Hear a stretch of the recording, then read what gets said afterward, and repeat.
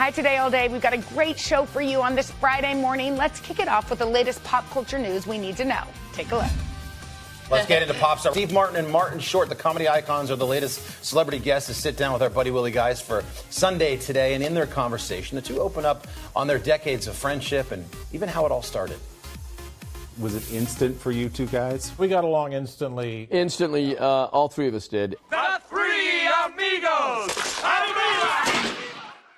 And the legend has it your first conversation, or maybe one of the first, when you came to the house to get the script, was a dig at Steve. Yes, I went to Steve's, and I looked around, and there was a Picasso, and there was a Hopper, and I said, how did you get this rich? Because I've seen your work. Their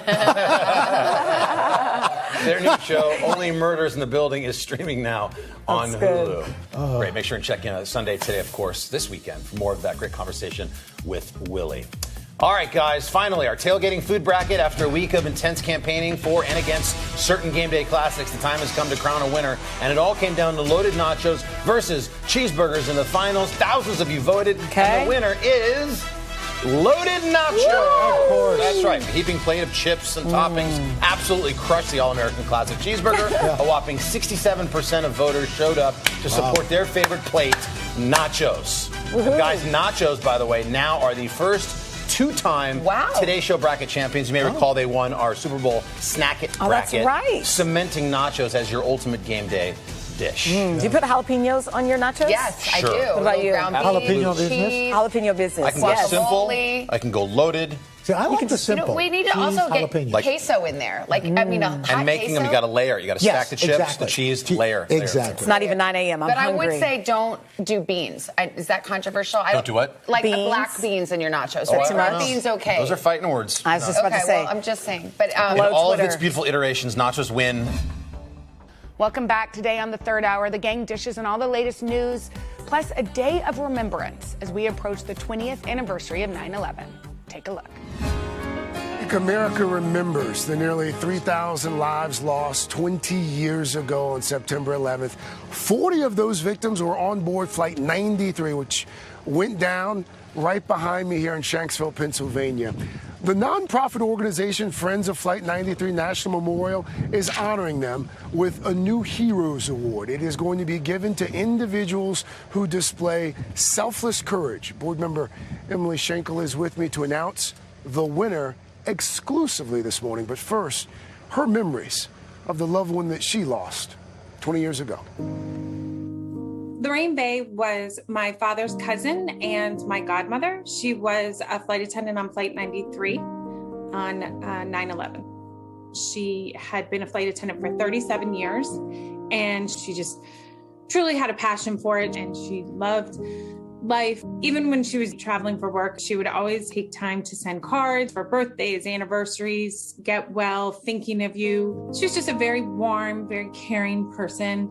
She was somewhat of a mentor to me, and she just handled everything with such grace and compassion that really I tried very hard to emulate that.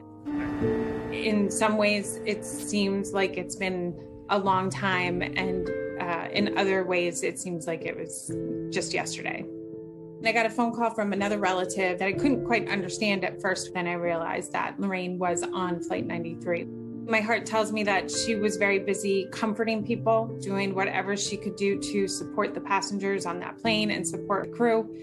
We did name my daughter, who is now 11, Lorraine. So she's really never very far from my thoughts, far from our thoughts as a family. Oh, Emily, thank you for being with us this morning. First of all, condolences. I know it's going to be a harder weekend for you. The organization that you're a part of, for folks who aren't familiar with it, tell us all about it and how it came to be and what you guys hope to accomplish. Okay, so the Friends of Flight 93 is the nonprofit partner of the National Memorial here, and really our goal is to just make sure that the events of that day, specifically with Flight 93, are not forgotten and that they're remembered and for the generations to come.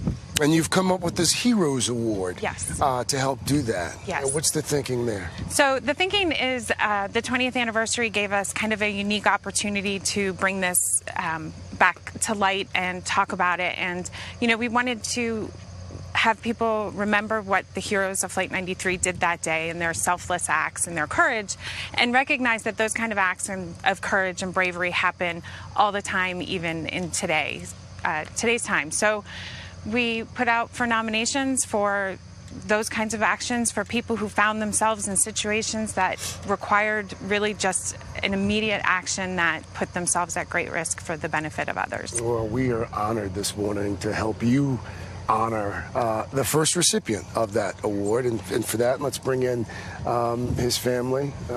This is Detroit Fire Sergeant Savad Johnson's family. And this morning we have his brothers with us. We've got Jamal. We've also got Ebony's sister. His daughter Hayden is with us, and his father William Johnson as well. Congratulations doesn't feel like it's appropriate, but Ebony, you nominated your brother. Tell us why, and tell us what led to the nomination. Oh, I did because in the spirit of how those heroes on that flight just looked at this moment that they could do something to save many lives. Savad did the same thing with his actions, and we should tell folks what Savad did for folks who aren't familiar with this story. Your brother. And I'll give the shortened version here, but there was a young lady there were a group of teenagers who were drowning, and your brother was standing there, saw them in trouble, jumped in the water, and tried to save them. And in the course of that, lost his life. But the girls survived. When you heard about what happened that day, what'd you think? Well, I was, of course, devastated at first. Just could not believe it happened. But at the same time, I know my brother, and I know that if he had to do it all over again, he would do the same. 49 years old, 26-year firefighter, father of two. Come to find out, he was inspired to sign up for the firefighters because Dad was a firefighter himself. That's true. When you heard what your son had done that day in August of 2020, were you at all surprised? I wasn't surprised that he would do that. It was a shock that he did, because we were supposed to celebrate his 50th birthday, which was September 5th. And of course, we didn't. And he would have turned 51 last weekend. Yes. So, a fitting tribute for your family. And please keep doing the work you guys are doing as well. We won't forget what happened here that day. Thank you. Thank you again. Safe travels. And for more on Friends of Flight 93 National Memorial, you can head to our website, thirdhourtoday.com. And guys, for now, we'll send it back to you. Greg, thanks so much. It was really important to hear. And nice to hear this other story come to light as well.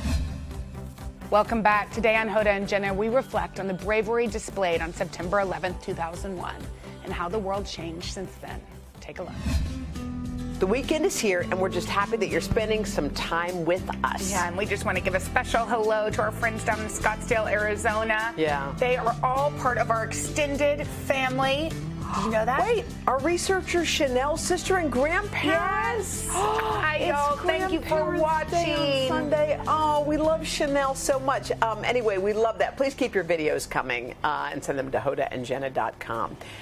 So, it is still hard to believe when someone says this out loud, that 9/11 happened 20 years ago.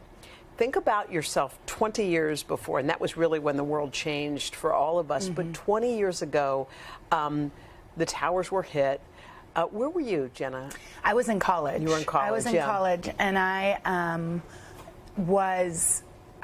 my dad was president, so I had Secret Service, and up until then, we had kind of made a deal with our parents that the Secret Service would stay back because he had only been president, so we could live and be in college, and we wouldn't, see him very often.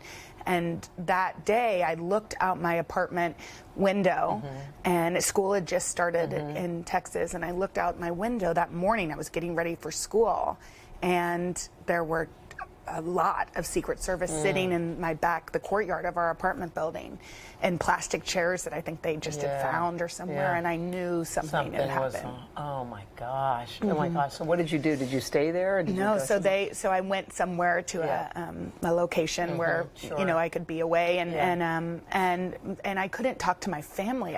They couldn't get in touch with them, and my sister, who was going to Yale, was with a lot of the Secret Service. The Secret Service field office was in one of the towers.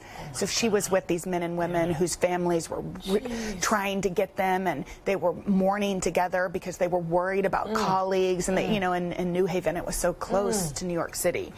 But I just think it was one of those days, and they happen in history where everybody remembers. Exactly. Where were you? You know what's so weird? I was actually working here, and I was going to the dentist. I remember because I was in the car and the radio was on, and they said something had happened. I was going down Broadway, which is that long stretch you can see all the way down.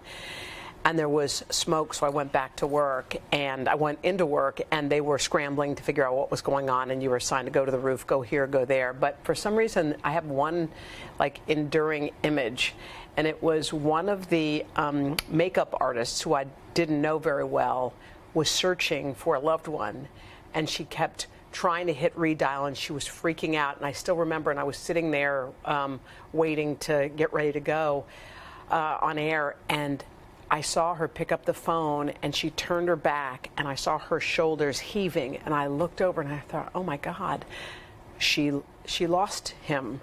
That's what I thought. And she turned around and she goes, that was him. Oh. And I remember there was something about that small image in that moment. And I thought, how many people on that day were going to get a call one way or the other? It was either going to be the worst possible day or the biggest relief probably you've ever felt. And I remembered thinking, I don't remember the story, but it was, somebody went out and got a cup of coffee. Yes. Somebody was late because they had an appointment. Or what about all of those people, and you and I have both had the privilege to interview them, who weren't even scheduled to work, but took the call to serve. And went in. And I get chills. I mean, I was just listening to something where the firemen who were running up the tower while people were clearing out, and he asked someone, well, where was the fire? And the guy said, well, it was on the 90th floor. That's where my office is. And the fireman said, we got a lot of climbing to do. Knowing they were going to walk up 90 flights to get to where the fire was.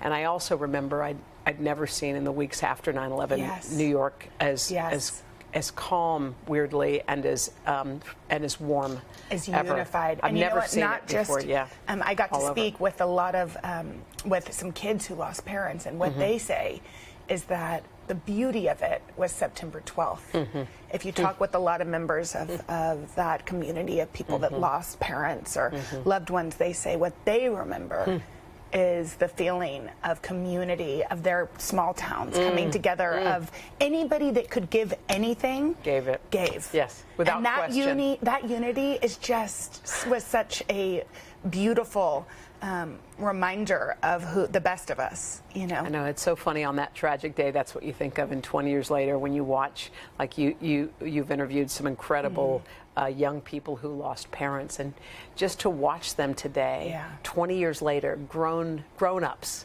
Incredible. Yeah.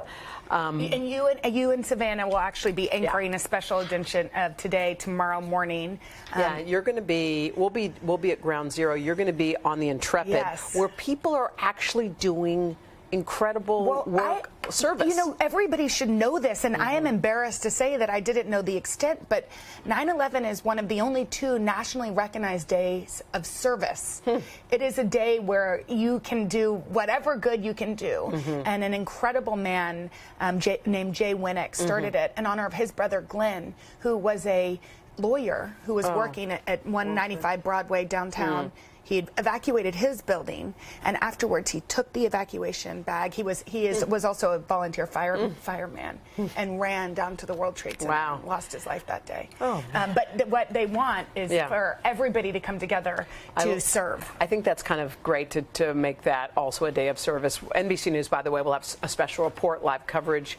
We're going to commemorate all the events at Ground Zero, including the moments of silence, and just talking to some officials from that time, Andy Card, Condi Rice. We'll speak with both of them, and also just people who are survivors of that time.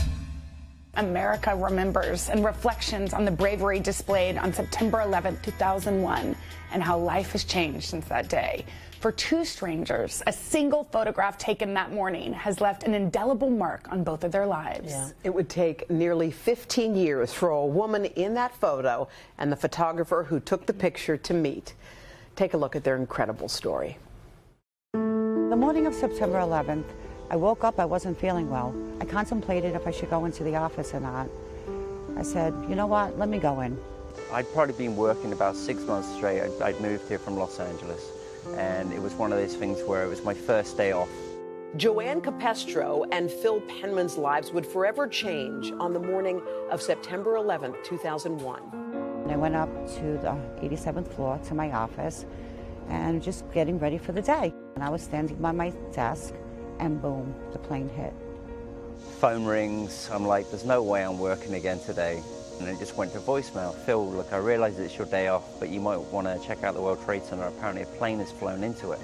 When the second tower got hit, our building shook. At that point, I really felt like someone jumped inside me and said, Jojo, you gotta go. After walking down 87 floors of the North Tower, Joanne, who was 39 at the time, made it out of the building. I wasn't even outside 30 seconds, and building Tower 2 started to fall down on me. Phil was a 24-year-old professional photographer when he ventured downtown to capture the scene unfolding around him. I'm looking up at the tower and I'm taking these pictures, and then all of a sudden you hear this rumble, and the building's coming down as I'm shooting. These firemen kind of run past me and they just like run. My girlfriend yelled, Joey, Joey, and I turned around and I saw her and I was like, oh my God, what are we gonna do now? All of a sudden you just start seeing like the emergence of people kind of walking towards you. That's when Phil Penman took my picture. A single photo was taken of Joanne and her coworker that would become an iconic symbol of 9/11. I really felt so different from that moment on, and it took me many years to heal. We're being hired, we've got to go and photograph funerals. I'm meeting people that have lost their loved ones every day, so you're reliving it every single day with every person you meet. Post-traumatic stress disorder is not easy. Living with survivor's guilt was not easy, but I have to say when I turned the corner, I owe a lot of it to Phil Penman. In 2015, Phil showed his collection to the National September 11th Memorial and Museum. That's when the museum's curator recognized Joanne in his photo and facilitated a meeting. Not many people went through what we went through and survived. And it's a bond. It's a bond that can't be broken. That's the only good thing that came out of it, I think, for me. It was like I developed this bond, friends. And their friendship began to blossom from that first moment. We see each other quite a lot. We speak on the phone quite a lot. After many years, I decided I'm going to get married. So I said, I know who's going to film my wedding. So Phil actually filmed me on the worst day of my life and on the best day of my life. I think about what I would if Phil wasn't in my life. I don't think I would have, healed as well as I'm trying to heal every day. In the years since 9/11, Joanne has made it her mission to give back. She's helped raise thousands of dollars for hurricane relief efforts and is a team leader for the American Cancer Society's annual breast cancer walk in Central Park. It took me years to find my purpose. My purpose is really helping people. My purpose is loving life. In all of these years, to raise money for the cause really makes you feel good about yourself. As for Phil, the photos he took on that day have also helped him find closure. For me, looking over the images over the last 20 years as well, it's kind of helped me deal with it more, start reevaluating everything in life, what's important to you. And each September 11th, Joanne and Phil are reminded of that fateful day. I was very lucky. That connected them forever through a single photograph. What I went through that day, people don't understand. And I love the fact that I could call somebody up that went through what I went through, and he understands, and he's always there for me. Phil's someone I'll be friends with for the rest of my life. I tell him all the time, I love you, Phil. You know, you gave me my life back. Just in a picture alone. Nobody could understand that because they weren't there, but when they see that photo, they go, wow, now I know what she went through. The picture tells 1,000 words. Power of a still image. You don't think about it when you're a photographer. The work can carry a lot of weight. It means something to somebody. 20 years ago, I wouldn't think I would be as happy as I am right now, but I'm really happy. Wow. There's so much more of Joanne's story. It's actually featured in the documentary Memory Box, Echoes of 9/11. The film is a co-production between NBC News Studios and Yard 44.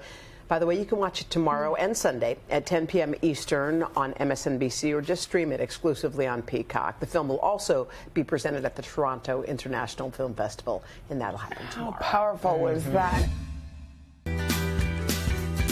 This morning, we are wrapping up our fun series On the Job, and I had the chance to meet a veterinarian who takes a whole different approach to healing our pets. And I brought along my little buddy Bosco for a visit. Go. Our pets give us that unconditional love we only wish could last forever. You want to go outside? One expert took that not-so-far-fetched idea Okay, my baby. and sniffed out a way to add years to a pet's life. Hi! And I wanted my 11-year-old Schnauzer Bosco to try it out. Hi, very nice to meet you. Hi, sweetheart. Meet holistic veterinarian Dr. Gerald Bukoff, who sees patients from both near and far at his office in Little Falls, New Jersey. There's very few of us. We're an endangered species. One drop is enough to just change a world. Dr. B begins Bosco's exam by giving her a little something to take the edge off. It's a homeopathic remedy, and it has 5 different Bach flowers in it to help her relax. Okay. While this may look like a typical checkup, The normal temperature is 100 to 102.5. She's exactly in the middle. what comes next lets you know you've discovered a very different breed of pet care. Yeah, we're not used to the snapping sound, but you're being very well behaved. Bosco enjoying her very first chiropractic adjustment. What is this doing? It's like a spring-loaded mallet, and it pushes on the vertebrae and also on the pelvis, and it actually turns on or opens ganglia, nerve switches. I am essentially optimizing the flow of information in Bosco. For her body. I find chiropractic great for not only treatment but also for prevention. Dr. B began practicing holistic veterinary medicine in 1996, and after comparing the medical records from his entire career, he found his holistic patients have lived 40% longer than those from his days as a conventional vet. What is holistic veterinary medicine? Holistic medicine, by definition, means conventional plus alternative. So we're not just talking about me doing treatments and diagnoses that are off the wall or different, but the therapy is where things diverge. Is it just for dogs?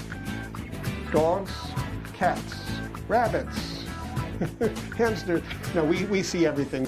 Along with some well-adjusted pets, in Dr. B's office, you may also see animals undergoing acupuncture, cold laser therapy, and biophotonic or ozone blood treatments. It teaches the other blood cells in his body to help heal him.